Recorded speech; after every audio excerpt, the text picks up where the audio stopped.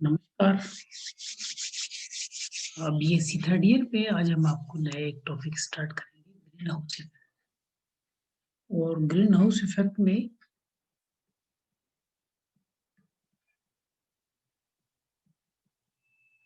आपको उम, जिन गैसों के कारण ये होता है उसके बारे में विस्तार से आपको चर्चा करेंगे।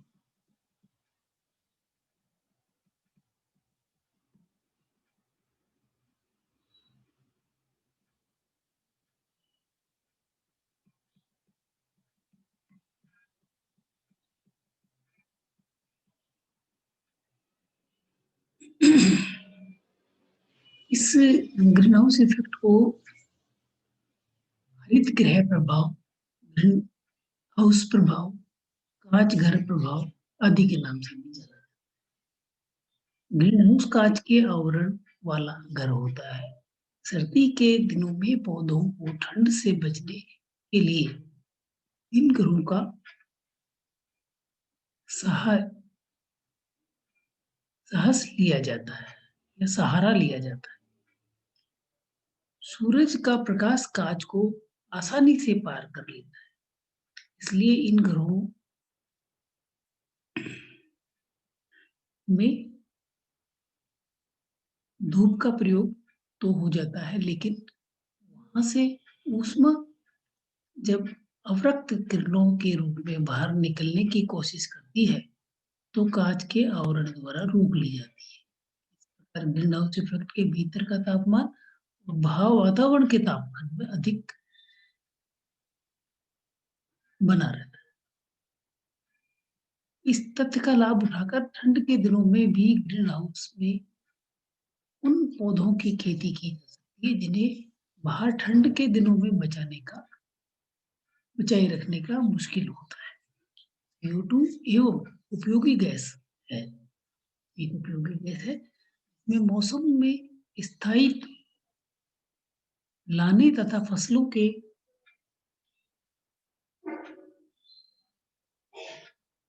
में अनाज बनाने की अद्भुत क्षमता वाली पाई जाती है। लेकिन यदि वायुमंडल में इनकी मात्रा बढ़ जाती है तो हमारी दुश्मन साबित होगी। अतः वृक्षारोपण व अन्य पर्यावरणीय मापदंडों आदि की सहायता से इनकी मात्रा को नियंत्रित रखा जाता है। सचमुच CO2 को यदि मौसम की पूंजी की वेदर कहा जाए तो इसमें कोई अतिशयोक्ति नहीं है। ये गैस हमारे मौसम को स्थायित्व प्रदान करती है। विगत कुछ वर्षों में दुनिया के मौसम में कुछ अप्रत्यक्ष बदलाव आए। वैज्ञानिक इसके पीछे इसी गैस का हाथ मानते हैं। CO2 मीथेन तथा जल वाष्प कांच के आवरण की तरह व्यवहार करती है। वातावरण में CO2 की मात्रा बहुत कम लेकिन 0.03 ही है। इसके बावजूद धरती में तापमान को नियंत्रित करने जिम्मेदारी इसी गैस पर। उपरोक्त गैसें बहुत ही तीव्रता से वातावरण में इंफ्रारेड और अवरक्त किरणों को पूर्णतः प्रभावकारी ढंग से अवशोषित कर लेती है। ये पुनः पृथ्वी पर परावर्तित कर सकती है। किरणों का CO2 और जल वाष्प अवशोषित होने के बाद पृथ्वी की सतह पर पुनः परावर्तित होने से पूर्णतः परिणाम यह निकलता है कि पृथ्वी की सतह इससे पूर्ण तौर पर गर्म चलने वाली अनेक प्रकार की प्राकृतिक जैविक प्रतिक्रियाओं के लिए वांछित गर्मी गतिपथ पृथ्वी के घटक को ग्रहण कर लेती है। ये आप इसका ग्रीन हाउस इफेक्ट का पूरा मैप देख रहे हैं। इसमें ये सन, उसके बाद में ये हरित गृह प्रभाव की पौधशाला में होने वाले प्रभाव में समानता। इसके अतिरिक्त गैर जरूरी गर्मी की अस्वस्थ अवरक्त किरणें जब वातावरण में होती हुई गुजरती है तो अल्प मात्रा में वातावरण में आने वाली हवाओं को भेद नहीं सकती। और जब ये किरणें आती हैं, तब छोटी तरंग लंबाई वाली पैनी किरणें होती हैं और जबकि प्रतिबिंबित होने वाली किरणें अधिक तरंग लंबाई वाली मंद किरणें होती हैं। टीवी प्रकाश किरण का भेदन उसके उद्भव स्थल की तरह तापमान पर निर्भर करता है।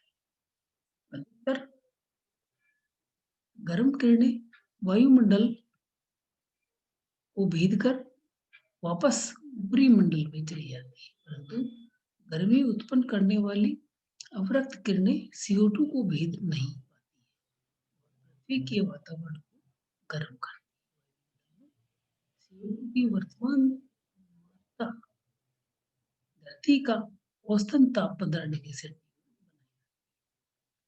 ग्रीनहाउस पर 3 स्तंभों के विचार किया जा सकता है। वातावरणीय गैस द्वारा पृथ्वी को गर्म करना, रखना, पृथ्वी का प्रभाव मंगल और शुक्र पे किस प्रकार से जुड़ता है, तापमान और CO2 का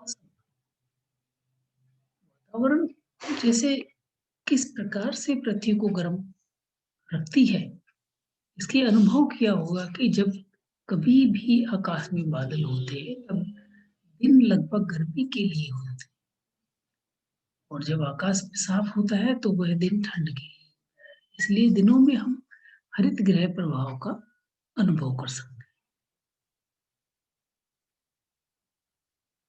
सूर्य द्वारा संभावित ऊष्मा का लगभग 70% भाग हमारे अन्य ग्रहों द्वारा अवशोषित कर लिया जाता है और 30% तुरंत ही परावर्तित कर दिया जाता है। यदि हमारी पृथ्वी की ऊष्मा को पुनः परावर्तित नहीं करें तो क्या होगा? प्राकृतिक रूप से हमारी पृथ्वी क्रम से गर्म हो जाएगी और तापमान बढ़ जाएगा, जिसके अतिरिक्त ऊर्जा संतुलन नहीं बना रखा जाएगा तो हमारी पृथ्वी का जो तापमान है बढ़ता रहेगा। यदि वातावरण में हरित गृह प्रभाव की गैसों हो तो इस गैसों की उपस्थिति में हमारी पृथ्वी का तापमान 33 डिग्री से भी अधिक हो जाने की। हरित गृह प्रभाव जैसे पृथ्वी के अधिक गर्म रखने में सहायता होती है, क्योंकि उनके जो अणु होते हैं उनके अंदर इंफ्रारेड किरणों की अवशोषित क्षमता होती है जो पृथ्वी द्वारा उद्भाषित होती है। ये अणु इन किरणों को इन किरणों की ताप ऊर्जा को अवशोषित करने के बाद किरणों को पुनः पृथ्वी पर परावर्तित कर देते हैं।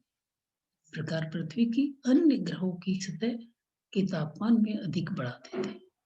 इंफ्रारेड किरणों की वह ऊर्जा वातावरणीय गैसों द्वारा पुनः पृथ्वी पर वापस दी जाती है। वैज्ञानिकों ने इसे ही हरित गृह प्रभाव कहा है। मंगल और शुक्र ग्रह में यदि ग्रह प्रभाव का एक सिद्धांत जो कभी काफी स्थापित हो चुका है, इसकी स्थापना मंगल और शुक्र के अंदर काफी काम में आए हरित गृह अणुओं का प्रभाव एक दूसरे उदाहरण के द्वारा समझाया जा सकता है। मंगल और शुक्र उदाहरण लेते हुए जो पड़ोसी नक्षत्र है, शुक्र में ऑक्सीजन CO2 वातावरण में अधिक घना और बड़ा है, जो कि पृथ्वी से लगभग 70,000 गुना बड़ा है। वीनस में ऑक्सीजन की भारी परत के कारण इस नक्षत्र का जमीनी तापक्रम जो सामान्यतः -46 डिग्री होना चाहिए था, वह बढ़कर 467 डिग्री सेंटीग्रेड हो गया, जिससे विपरीत पृथ्वी की सतह पर CO2 की अनुपस्थिति में तापक्रम -18 होता है, जो कि 15 डिग्री बड़ा है।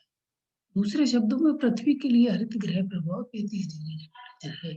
मंगल में CO2 का पूरा अभाव, हालांकि संभवतः किसी बीते समय में इनका वातावरण काफी भिन्न रहा होगा, इसके फलस्वरूप यह ठंडा है। इसी के साथ ये चैप्टर आपका आज हम यही खत्म करते हैं और कल हम इसी चैप्टर को आगे बढ़ाएंगे।